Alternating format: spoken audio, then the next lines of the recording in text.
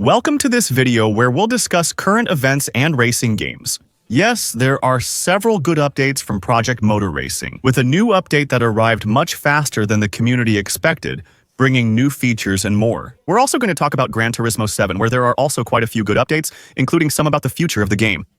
And then, well, yeah, unfortunately, there will also be some bad news in today's video, since we're going to talk about Electronic Arts, who has killed off another of their racing games. I hope you enjoy this quick racing game news video. If that's the case, I'm counting on you to show it, as usual, by leaving a like and subscribing for the next videos. And, well, listen, let me suggest we start right away with some good news about Project Motor Racing.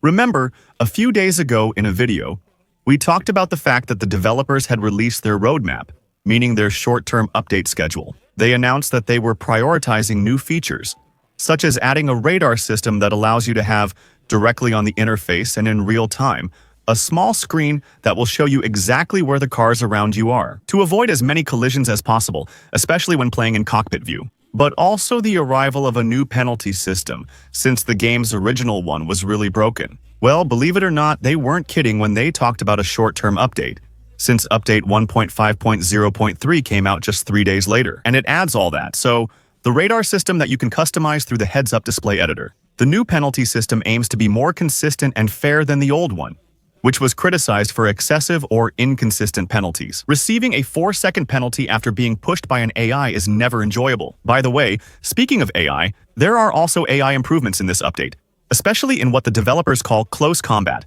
meaning situations where you're really close to the AI in a duel, in several corners in a row. So they're more aware of your position and actions, avoid contact, and act more aggressively. They still try to overtake you, but the AI also needs reworking for practice and qualifying sessions. Overtake.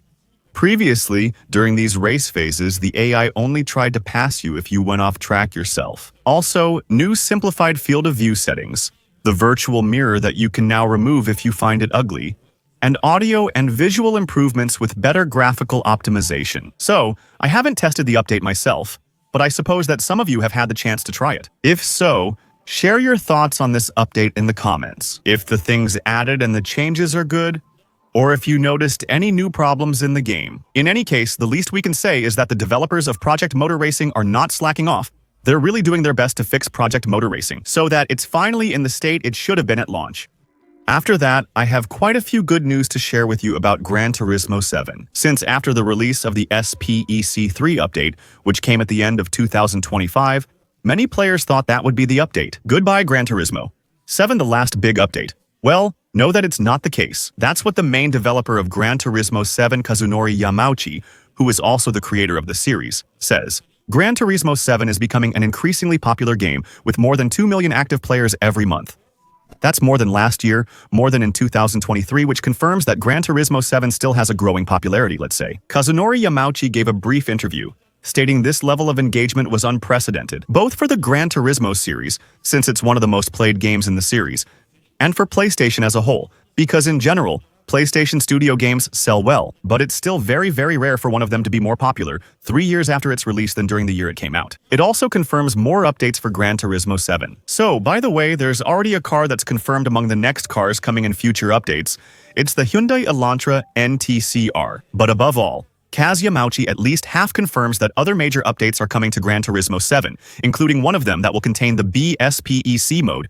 Yes, the B-Spec mode. If you started Gran Turismo with the latest games, you might not know, but back in Gran Turismo 4, we had the option to take part in a race either in A-Spec mode, meaning as a driver, or in B-Spec mode. As team manager, you gave your drivers orders, slow down, speed up, drive more aggressively, or other instructions to win the race. This spec mode was particularly appreciated by players because it allowed them to take part in endurance races, including 24-hour races. Not as a driver, as a manager. This made it possible to get through them much faster and in a much less tiring way, since you didn't have to play on the console for 24 hours straight. This mode should return in Gran Turismo 7 and should have been included with the Gran Turismo 7 Power Pack released in December, which, by the way, is the first planned downloadable content for Gran Turismo 7, but will finally arrive in a later update. It was half confirmed by Kazumuchi, Since the interviewer asked him whether B-Spec was planned for Gran Turismo 7 or for Gran Turismo 8, Kazu smiled and said it would be much better if it came to Gran Turismo 7. We didn't get B-Spec in this Gran Turismo 7 power pack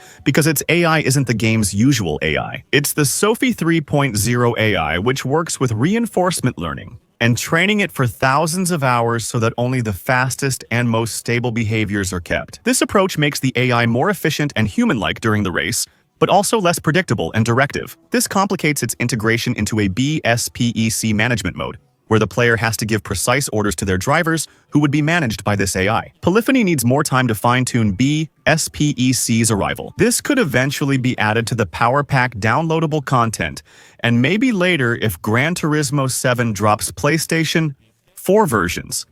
It's nice to see Gran Turismo continuing. They're also right, since with Forza Motorsport gone, there's less competition, so they might as well take advantage of it and try to get as many players as possible. Xbox. To finish, we have some bad news.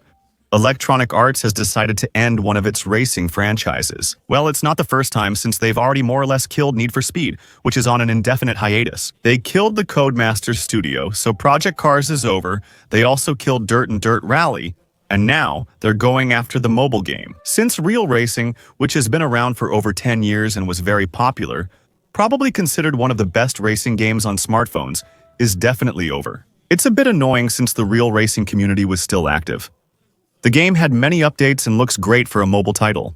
It was removed from digital stores on December 18th, 2025, so you can't download it unless you already had it. Its servers will be permanently shut down on March 19th, 2026, making it completely unplayable. Yes and no, since some players are developing a playable version without multiplayer servers. To mark the game's end, Electronic Arts will release a final update giving all players an electric Audi S1 Quattros. The good old poisoned gift. A 2023 remake, never great, right? And 1,000 gold points, the game's premium currency you can use to buy other real cars. Once again, Electronic Arts has killed a racing game license.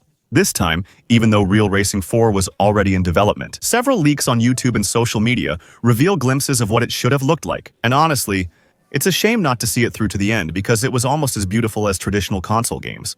I think it would have been popular and made Electronic Arts a lot of money, but that's just how Electronic Arts is. Hard to understand. So, those were the little news updates for this Tuesday. And by the way, I'll take this opportunity to mention that there won't be a video on the 24th or the 25th, since, well, it's Christmas after all. Let's not get carried away, so the next time we'll see each other in a video will be on the 26th.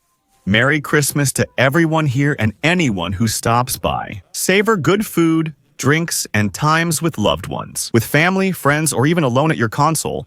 Sometimes that happens. And listen, we'll see each other in a few days for the last videos of 2025 before 2026 arrives, which is shaping up to be a pretty good year for racing video games, especially with Horizon 6. In 2 days, for the next video, take care, ciao.